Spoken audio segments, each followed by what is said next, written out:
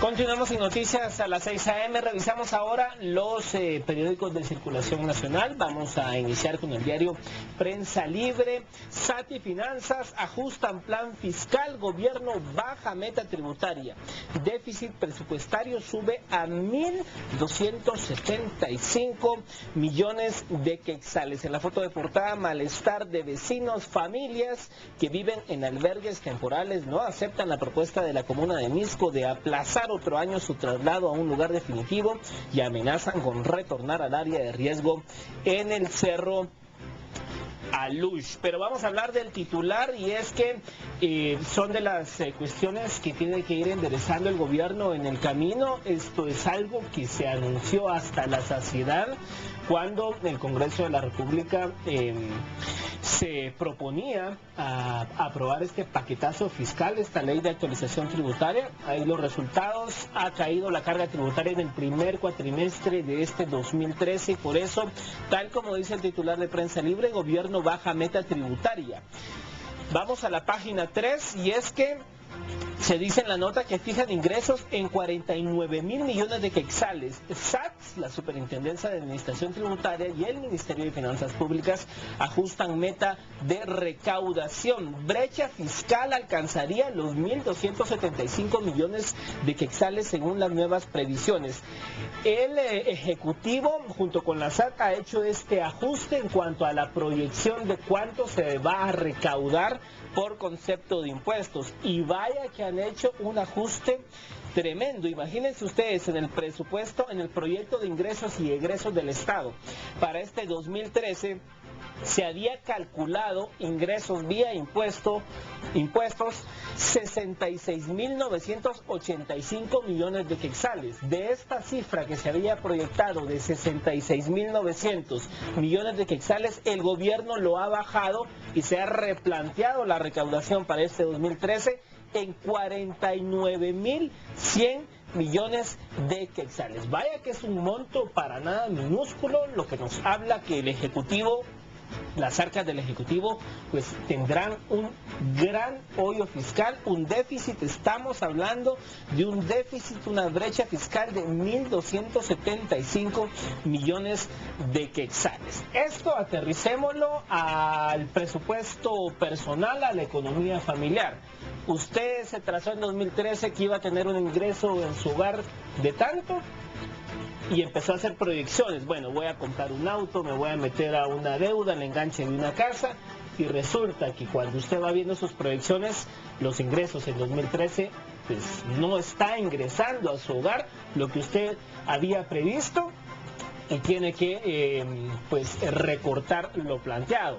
El problema es, si usted proyectó tantos ingresos y en el camino tiene que recortar, y si ya se metió a la deuda de la casa, y si ya se metió a la deuda de los electrodomésticos, y si ya se metió a la deuda del carro, es esa la lógica del Estado guatemalteco ahorita, que nos hemos comprometido con una serie de cosas. Imagínense, reconstrucción post-terremoto, tema de las escuelas, pagos de salarios, lo hemos dicho acá, el Ministerio de Cultura y Deportes desde enero no le han pagado a los maestros de Bellas Artes, de la Escuela Nacional de Danza. Entonces es el ejemplo claro de cómo se manejan las finanzas del Estado, aterrizándolo a un ejemplo de la economía familiar. Es lo que está pasando ahorita. El gobierno ha tenido que replantearse lo que le va a ingresar en este 2013, derivado a que la carga tributaria se cayó.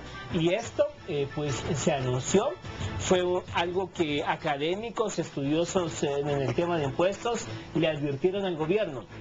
Aprobar esa ley de actualización tributaria solo va a generar que el guatemalteco no quiera pagar impuestos, y ahí los resultados. El impuesto de circulación de vehículos, la famosa calcomanía para circular, los guatemaltecos no la han pagado en un alto porcentaje. Hay problemas con el ISR, quienes prestaban servicios profesionales, la nueva facturación que no es acreditable a IVA. Hay un tremendo descontrol en cuanto a este paquetazo fiscal, y aquí los resultados: el Estado no tendrá recursos para lo que queda del 2013. Sí, es una situación muy complicada, y bueno, algo que no se hizo reseña en esta página y que solo me gustaría recordar que hace unos días dijo la SAT que iba a salir a cazar a los contribuyentes, iba a hacer una cacería literalmente. Entonces, pues bueno, vemos de que no sabemos qué ha pasado con esa cacería, me imagino que ya se inició.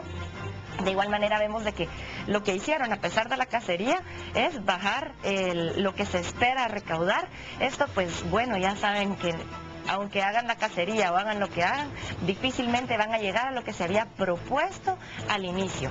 Es una situación complicada, pero le invitamos a leerla para que usted pueda ampliar la información. Y solo para ampliar este tema, hay que tomar en cuenta que de este nuevo replanteamiento que hace el Ministerio de Finanzas en cuanto a lo que se proyectan ahora, que va a entrar menos vía impuestos, hay por ejemplo voces como por ejemplo Juan Carlos Zapata de Fundesa, que advierte que pese a que han recortado lo proyectado que va a ingresar vía impuestos, sigue siendo una cifra sumamente alta para lo que realmente nos ha dicho la tendencia de enero a la fecha que el guatemalteco ha tributado.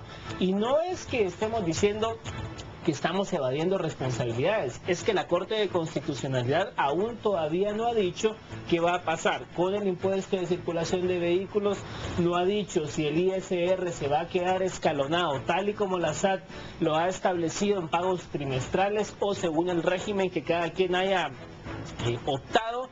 A estas alturas la Corte no se ha pronunciado al respecto y hay por lo menos 33 acciones legales pendientes en la Corte de Constitucionalidad referentes al tema de la ley de actualización tributaria que están pendientes de resolverse. Y ya, pues en días atrás lo hemos dicho, el guatemalteco está esperando a ver qué dice la Corte de Constitucionalidad para pagar este impuesto, sobre todo porque ha pegado tanto en la clase media el impuesto de circulación de vehículos. Recordemos que ya el vehículo pues no es una necesidad, el vehículo, mejor dicho, el vehículo ya es una necesidad en cuanto a personas que utilizan su carro para transportar mercaderías, hacen una propia actividad económica. El vehículo ya no es un lujo en Guatemala, pero se le castiga a esa clase media con, y lo vuelvo a repetir, tal y como decía el abogado Estuardo Ralón de la Cámara de Comercio cuando accionaron legalmente contra la ley de actualización tributaria, cobros abusivos y excesivos que está haciendo la SAT al tema del impuesto de circulación de vehículos, cuando los vehículos son un motor esencial para la reactivación de la economía en el país, pero lograban como hacer caso. Así es, yo antes de pasar a otro tema, solo me recuerdo en estos momentos, imagino que a usted también le sonó, ¿te recuerdas, Mario, cuando quemaron un automóvil con la excusa que no podían pagar la calcomanía del impuesto de circulación? Así en el Parque Central. Sí, simplemente me vino a la mente esa situación. Pasamos ahora a la portada de Siglo XXI y Diario Centroamérica. Siglo XXI titular, solo 7 dictámenes produjeron las 47 salas del Congreso. Analistas critican a los diputados por los raquíticos resultados. Por otra parte, tenemos en la imagen, Toto pide el cierre de bares.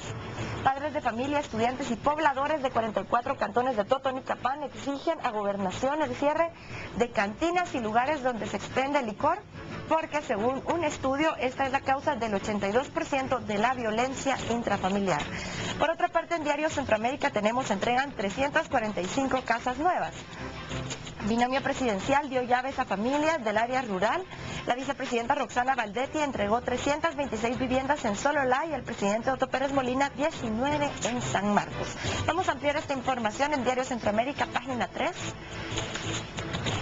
donde se nos presenta lo siguiente. Binomio cumple compromiso de dar nuevos hogares a afectados por terremoto. Con la entrega de 345 viviendas en Sololá y San Marcos, el gobierno de la República cumple y avanza hacia la meta de dar un nuevo hogar a las familias afectadas por el terremoto del 7 de noviembre. En Sololá, la vicepresidenta Roxana Valdetti encabezó el acto de entrega de 326 casas construidas por el Ministerio de la Defensa Nacional. El presidente Otto Pérez Molina repartió 19 viviendas en los caseríos de San Miguel, Los Altos y Santa Irene en San Antonio, Zacatepeque, San Marcos. En el financiamiento de las 19 casas ayudaron las entidades Fondo Unido y Tabacalera Centroamericana. Es importante la colaboración que se ha hecho porque se trata de beneficiar a las familias que sufrieron los embates del terremoto. Como gobierno continuamos con el compromiso de culminar el proceso de reconstrucción, resaltó el gobernante. Vemos entonces esta situación, vemos en la imagen a la vicepresidenta entregando las llaves directamente a las familias afectadas por el terremoto de San Marcos, pero algo que a mí me gustaría contraponer en esta situación, Mario, es información que se tiene también, que tú tienes ahí en Prensa Libre. Vemos por una parte que tenemos serios problemas de vivienda, no solo por lo del terremoto que se dio, que se destruyeron más de 7.000 viviendas, que aún 7.000 familias esperan la reconstrucción de las mismas y que sean entregadas.